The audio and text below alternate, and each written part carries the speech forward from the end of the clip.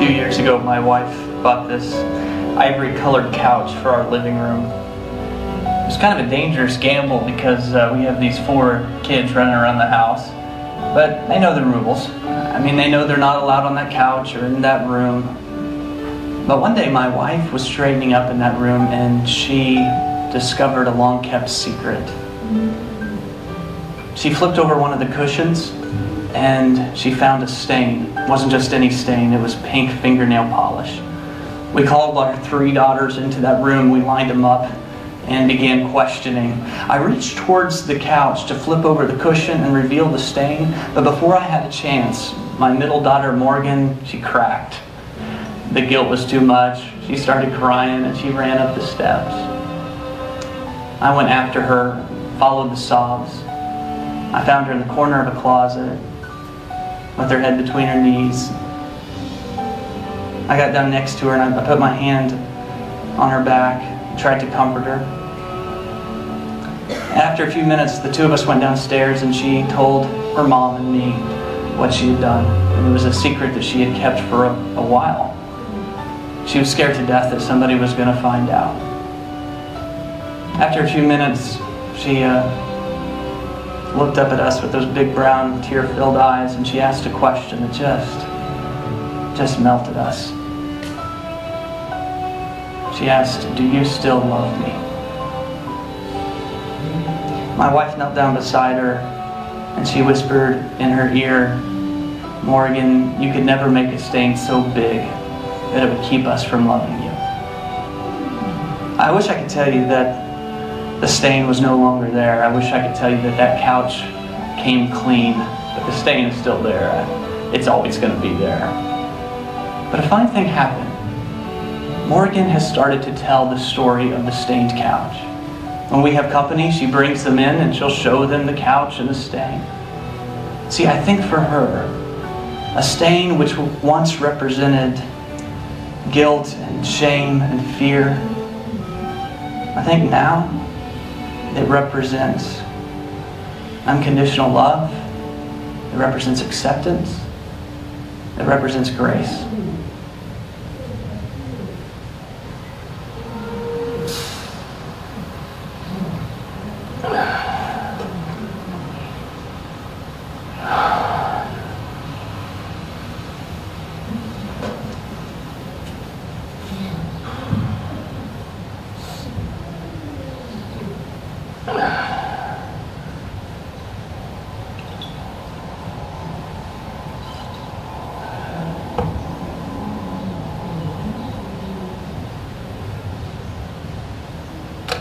Sent today, 9:07 a.m. Hey Dad, sorry to bother you, but Mom said to call and remind you to send the alimony check. She still hasn't gotten it. Sorry, this wasn't my idea. Maybe we could see each other soon. Love you. Message deleted. Next message. Sent yesterday, 4:15 p.m. Hi, Gary. It's Joyce. Yeah, you may not remember me. You left your phone here last week before you snuck out, jerk. Message deleted. First saved message. Sent July 27th, 2007.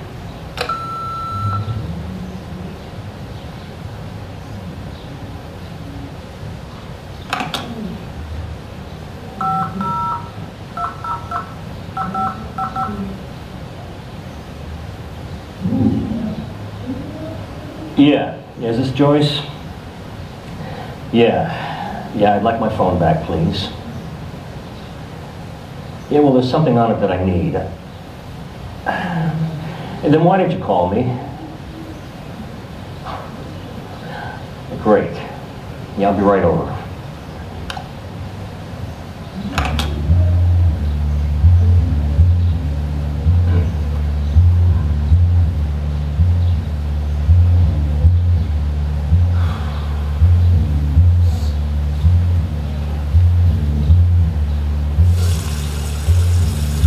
In Jesus' time, there was a man named Matthew who had long stopped trying to hide his stain. His family and friends had likely written him off. At the very least, he was a massive disappointment to his own parents. I'm sure they had much different plans for their son.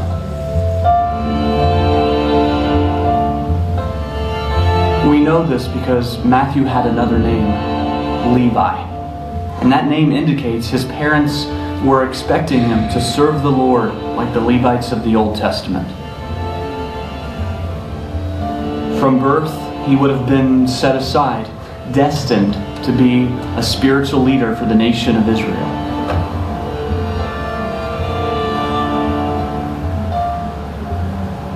Matthew's father, grandfather, and great-grandfather were all likely priests who had faithfully served the Lord.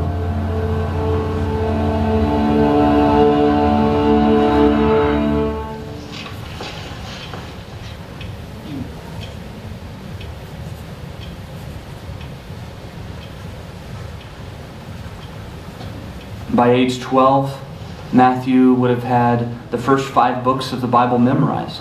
Eyes on your own paper, Gary. Yes, my choice. It's probable that Matthew tried to become a disciple of one of the rabbis. But if he sent in his application, it must have been turned down. He didn't make the cut.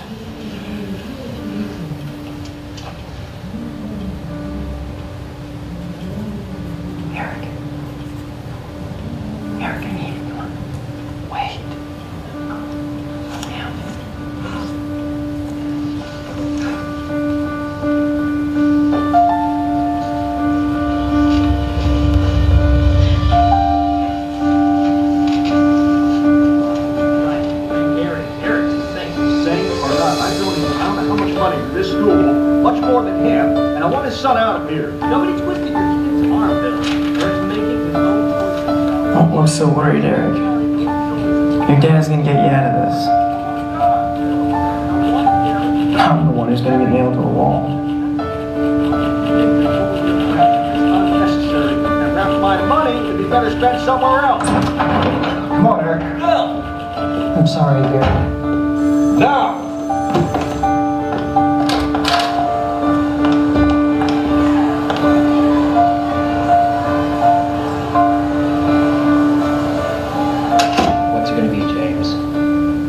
I'm sorry. Gary needs to find a new school. He couldn't measure up. Matthew had flunked out of rabbi school.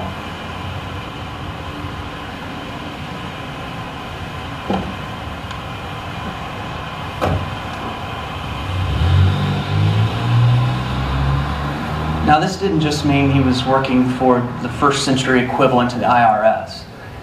To be a tax collector in Matthew's day, it meant that you were not only taking money from your own people, but that you were giving it to the despised, to the hated, occupying nation, the Romans. Eric! Come on, man! Come on! Why take such a job? Well, there was money to be made. Tax collectors would steal from their own people to line their own pockets. Matthew was a religious and social outcast. He was detested. Who did you tell your dad you were going? I just left. Getting pretty bold, man. I don't care what he says. Moving around back there. Yeah, your dad's? Where else? Stealing from my own parents. Guess you could say stooping pretty low, huh? Yeah. Oh, that's not beneath me. Wow. My father deprived you of some fine Christian schooling. I think you're entitled to some compensation. Like I said, man, getting pretty bold. And you and me, we have a lot in common with Matthew. Because we don't measure up. We don't make the cut. The Bible says in Romans that all of us have sinned and fallen short of the glory of God. In other words, none of us are good enough. We've all said things we wish we wouldn't have said. We've all done things we shouldn't have done. And so we scrub and scrub at the stain, but the stain just won't come out. One day, he is sitting at his tax collector booth on a busy street. I'm sure there were many things he wishes he could do over, but it was too late now. His stains would never come out.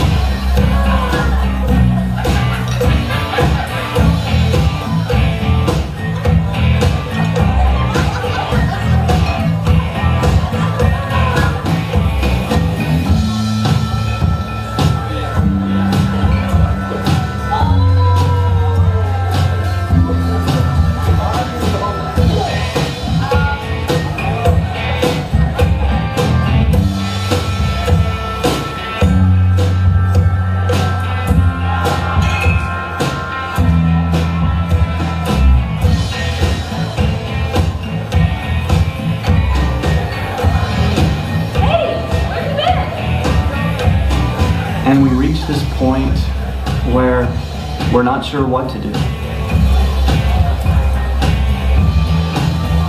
And so we live in denial of the stain, or we blame other people for the stain, or we rationalize and justify the stain.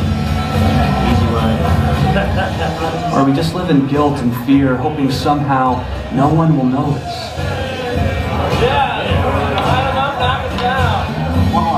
But Matthew had reached a point where he was no longer even trying to hide his stain. His friends were prostitutes, thieves, and drunkards.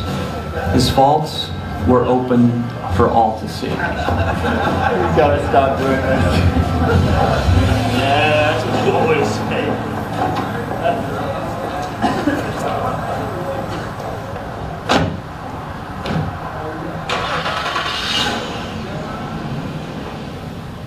By now, Matthew would have been well aware of Jesus and his teachings. He would have known that Jesus wasn't your typical rabbi, but that he was doing things differently. And then one day, Jesus comes by the tax collector's booth of Matthew, and he offers a two-word invitation. He says, "Follow me." Now, those who overheard the invitation would have been shocked. I'm sure that the other disciples were probably offended because Matthew was a tax collector. He wasn't just a sinner. He sinned for a living. He was a tax collector.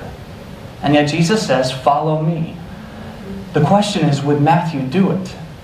And Matthew understood that to follow a rabbi was a 24-hour-a-day commitment.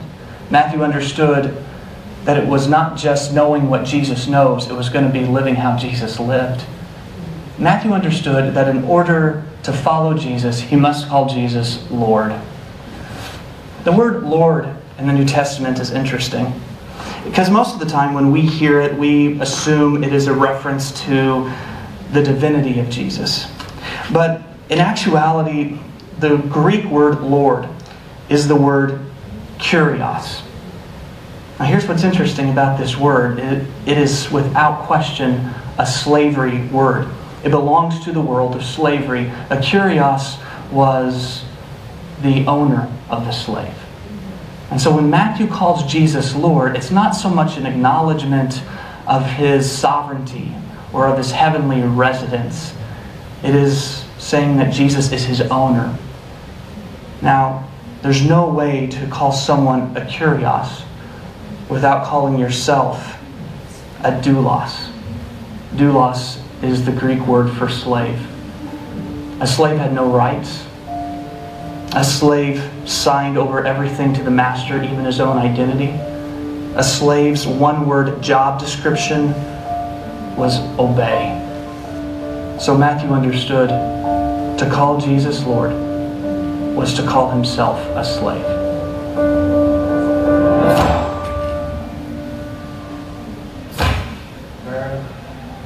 Many fear that being a slave to Jesus means forfeiting your freedom, but in reality, it's only when we make Him our master that we truly experience freedom.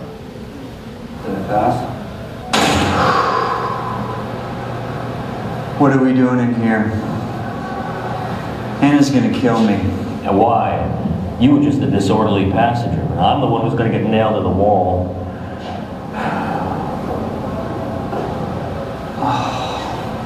Guess we're gonna miss church tomorrow. What? Anna and I have been going... Oh, yeah, Anna. She wants to change you. But I know you better than that. Church ain't going to change you.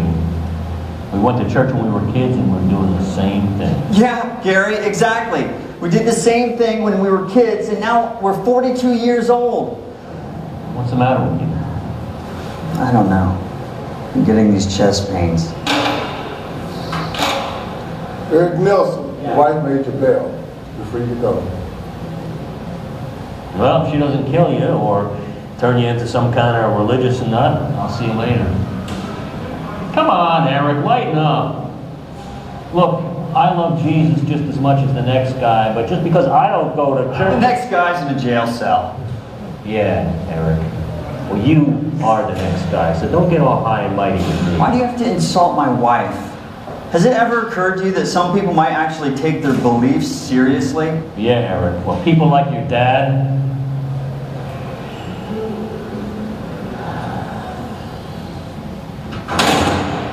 I meet people every week who are slaves to something, but they found freedom when they became a slave to Jesus Christ. They were slaves to possessions or slaves to their own pleasures. They were slaves to people, what other people thought of them.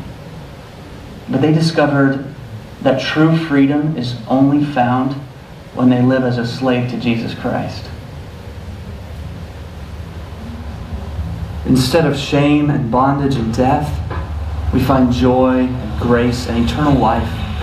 You will never know true freedom until you have completely surrendered and become a slave to Jesus Christ.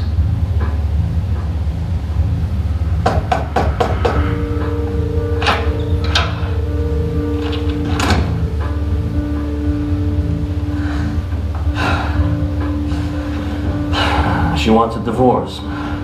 And what happened? I don't know. I woke up to go to work this morning. The kids were gone. And I found that. It's all right, Eric. Just calm down. Don't tell me to calm down. It's not all right. Eric, listen to me. I've been... Eric. Eric. All right. What's going on? I can't breathe. Oh, God, not now, please. Hold on. It's all right. If being a slave to sin has left you broken and bruised, and you find your life in pieces, my master loves you, and if you let him, he will take the pieces of your life and turn them into a beautiful mosaic. My master invites all who are weary and heavy burdened to come to him and find rest for your souls, because his yoke is easy and his burden is light. And when you become a slave to my master, he makes you a son, he makes you a daughter, he calls you a friend. Mr. Nelson, we've confirmed that you've had a very serious heart attack. You still need a few more tests to be sure, but the results from the electrocardiogram indicate to me that the cause of your attack was hypertrophic cardiomyopathy.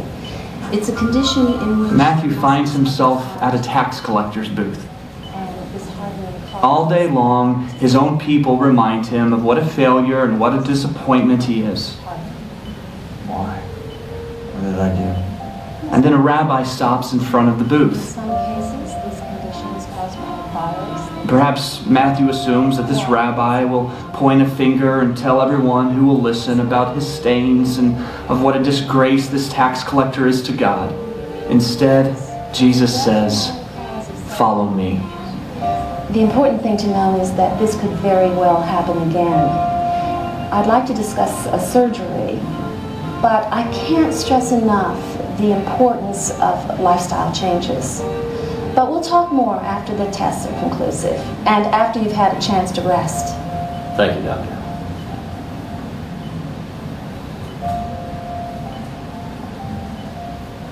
Look, Eric. Advice is cheap, but Anna is stressing you out. You talk about lifestyle change, start there. What if I had died, Gary? You didn't. I will one day. What would I have left behind? What if God's trying to tell me something? Like what? Get more exercise? I gotta stop doing this. That's what you always say. And what would Matthew do? Here's what we read. Matthew got up and followed him.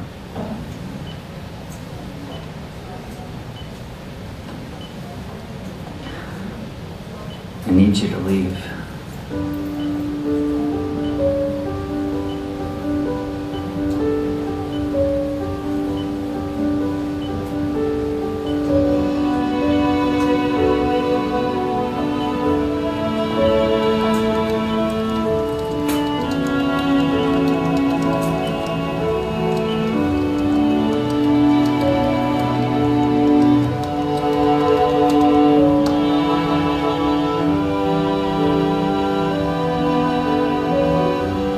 When Jesus said to Matthew, "Follow me," he was making it clear that his invitation to follow is not just for the religious elite or for the morally upright, for those who have their lives together.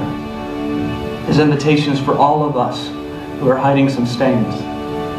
Jesus said, "Anyone who would come after me must deny himself, take up his cross, and follow me." Anyone. Anyone is a pretty inclusive word. Anyone can follow Jesus.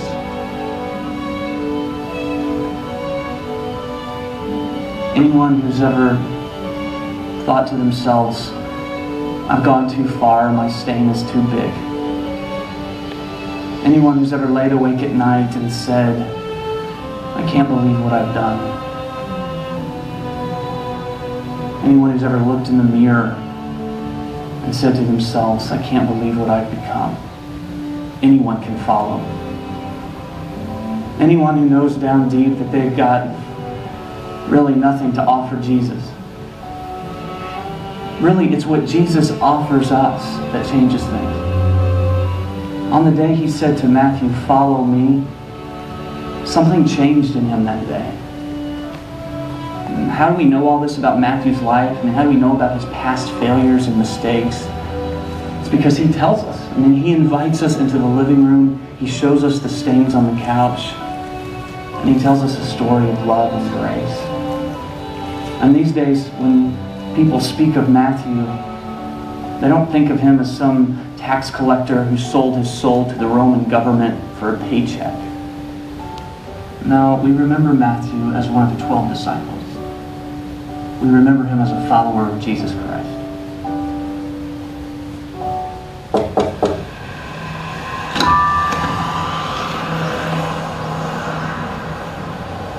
Please.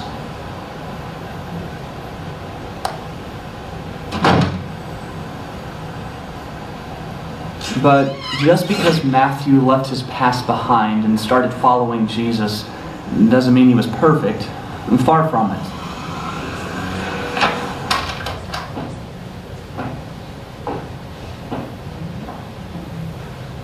Even after we decide to follow Jesus, we continue to need his grace for the journey. But here's the thing, his grace doesn't just invite us to follow, it teaches us to follow.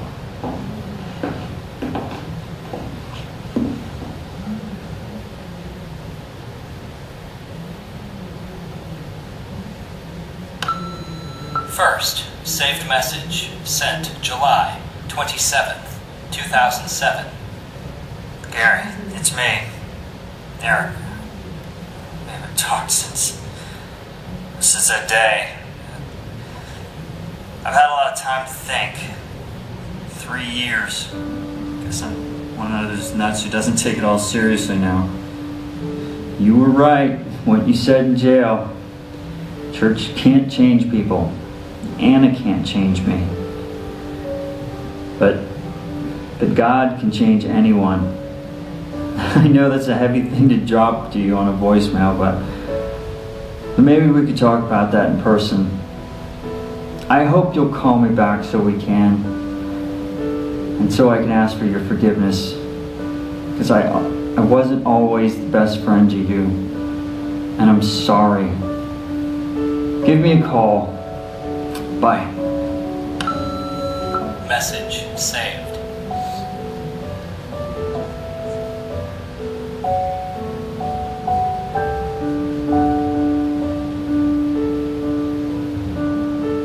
And we find ourselves at the same crossroads as Matthew. You're guilty. You know what you deserve. You know what you have coming. But the words of Jesus are words full of grace. He says, "Follow me." You think there must be a mistake. And doesn't he know who I am? Doesn't he know what I've done? What about my stains? Sorry to bother you. No problem, Gary. I really need to talk to someone. Is this a bad time? You're fine. If you want, you can just have a seat on the couch. Thanks. Okay.